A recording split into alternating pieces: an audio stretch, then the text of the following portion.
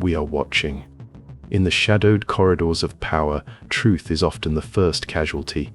For years, the name Jeffrey Epstein has been synonymous with a darkness that touches the highest echelons of society.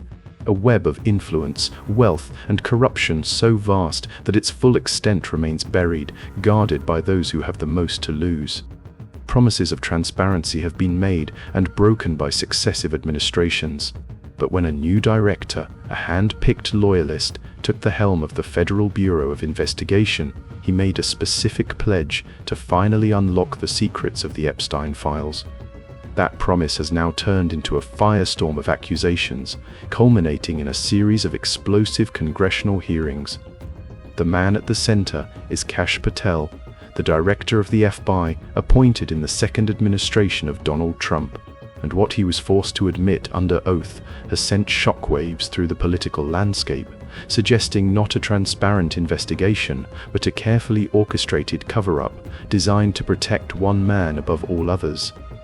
This is the story of what happened when the guardians of secrets were put on trial, and what the FBI director finally confessed about the ghost that haunts Washington. The stage was set in January of 2025.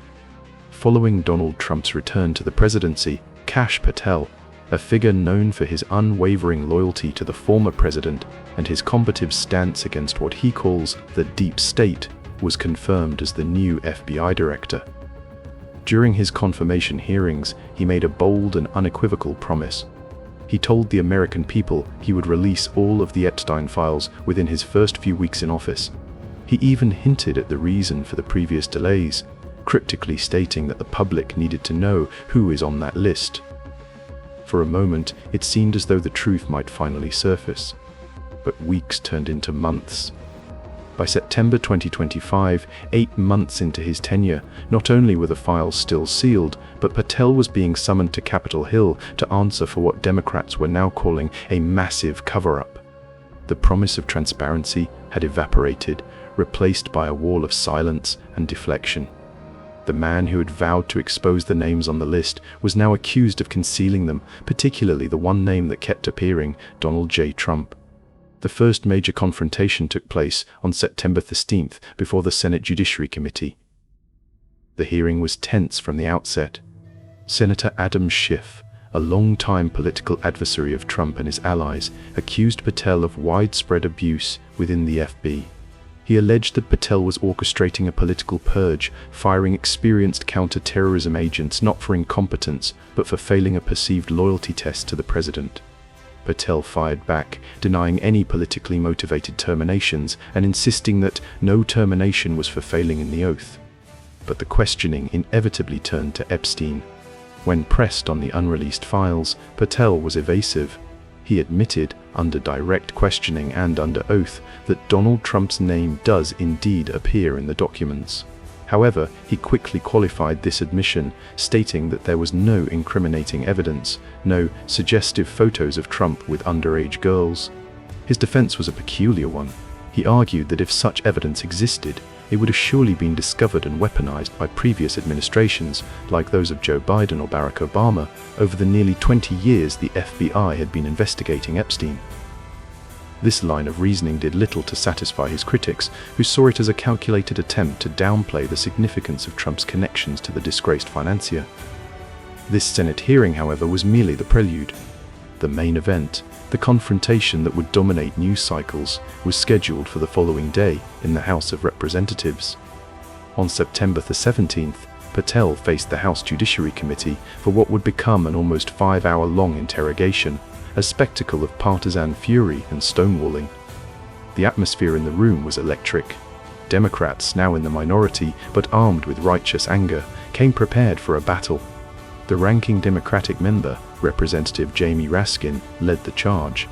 He began by playing a video clip of Patel from before his FBI appointment, in which Patel himself stated that the Epstein files remained sealed because of who is on that list. With the director's own words hanging in the air, Raskin posed the obvious question: how many times does the name of Donald Trump appear in those files, and why have you failed to investigate his co-conspirators? Patel, visibly agitated, deflected. He blamed non-existent court orders for the delay, a claim that Democrats immediately challenged, pointing out that federal courts had, in fact, encouraged the release of documents related to the case. He fell back on his record, boasting of record-breaking statistics in the arrests of child predators under his leadership, attempting to paint a picture of an FBI that was more effective than ever. But the committee members were not interested in broad statistics. They wanted answers about one specific case. Representative Eric Swalwell zeroed in on the director's relationship with the president. He asked Patel a direct and loaded question. "Have you ever discussed the contents of the Epstein files with President Trump?" Under oath, Patel's answer was firm and unequivocal. "I have never spoken to President Trump about the Epstein files." This flat denial was met with open skepticism from the Democratic side of the aisle. For them, it was inconceivable that the FBI director, a man known for his proximity to the president, would not have briefed him on a matter of such personal and political sensitivity. They saw it not as a statement of fact, but as a consciousness of guilt, a preemptive lie to protect both himself and his boss from accusations of obstruction. The specter of perjury began to loom over the proceedings. The accusations grew more severe. Representative Zoe Lofgren alleged that Patel had systematically diverted hundreds of FBI agents away from critical counterterrorism and national security assignments to focus on politically motivated investigations that served the president's agenda, effectively weakening the nation's security to settle old scores. Representative Hank Johnson cut through the procedural niceties and asked bluntly, "Why are you protecting pedophiles?" Patel denied the charge, but his credibility was wearing thin, especially when he admitted that he had not even personally reviewed all of the Epstein files he was supposedly in charge of releasing. The hearing reached its boiling point during a fiery exchange with Representative Pramila Jayapal. Known for her passionate advocacy for survivors of abuse, Jayapal accused Patel directly of orchestrating a giant cover-up. She claimed he had initially intended to release the files but had reversed course after discovering that the name of Donald Trump was all over them.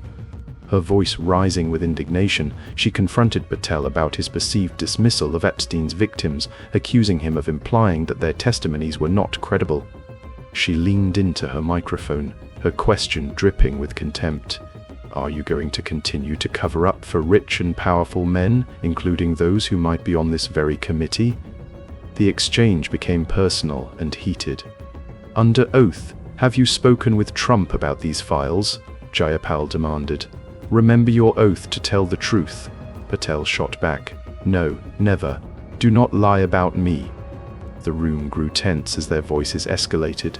Jayapal, refusing to back down, pressed him on whether he would meet with Epstein's survivors, who had not yet given formal testimony. Patel's response was a bureaucratic sidestep. "FBI professionals will meet with anyone who has new and credible information." To Jayapal and other critics, this was a clear dismissal, a refusal by the director himself to engage with the human cost of the crimes he was accused of concealing.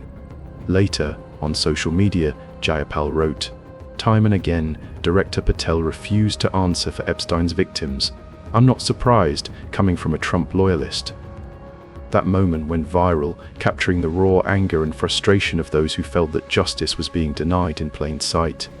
Amidst the chaos of denials and accusations, several key admissions were forced out of the director, each one painting a more troubling picture of the investigation. While he denied the existence of incriminating photos, his confirmation that Trump's name appears multiple times within the files was a significant concession. It validated the core concern that the president was, at the very least, a person of interest in the broader context of Epstein's network. His sworn testimony that he never spoke to Trump about the files has now become a legal tripwire. Democrats, led by Representative Melanie Stansbury, have openly accused him of lying under oath, a felony.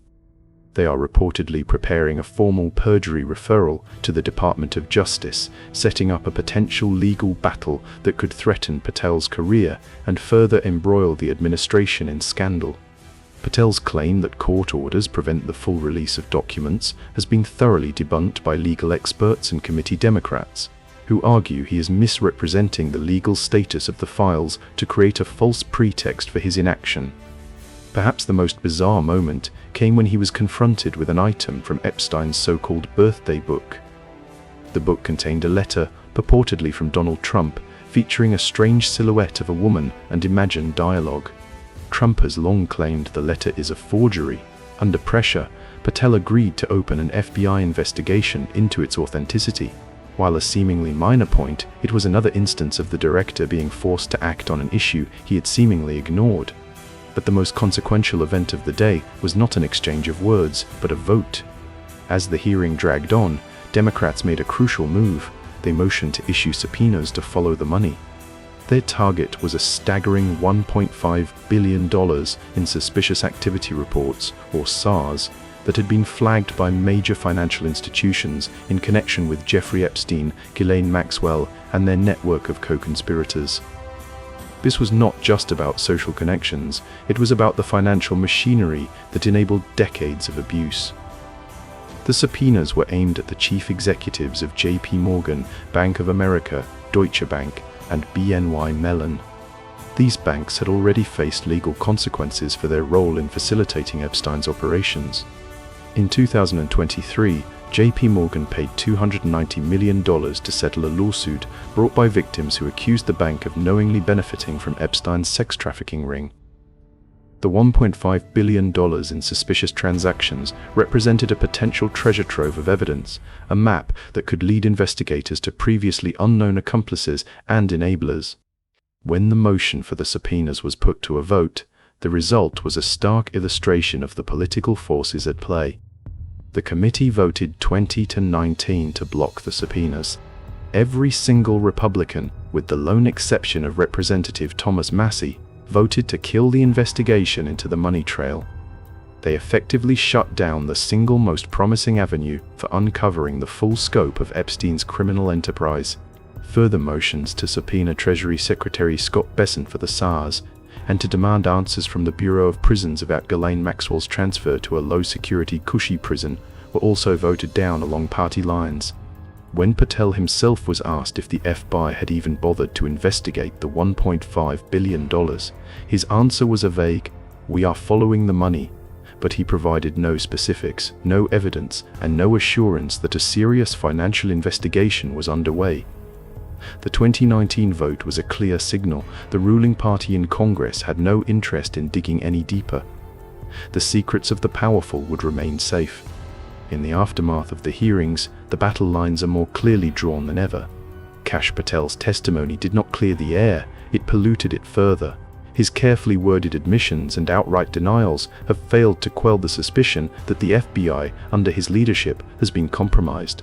The institution designed to pursue justice without fear or favor is now seen by many as a political tool used to protect the president and his associates.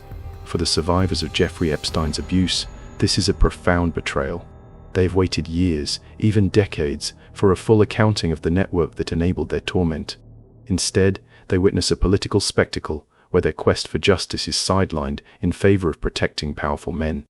The vote to block the financial subpoenas was a particularly cruel blow, slamming the door on the possibility of holding accountable the corporations and individuals who profited from their pain.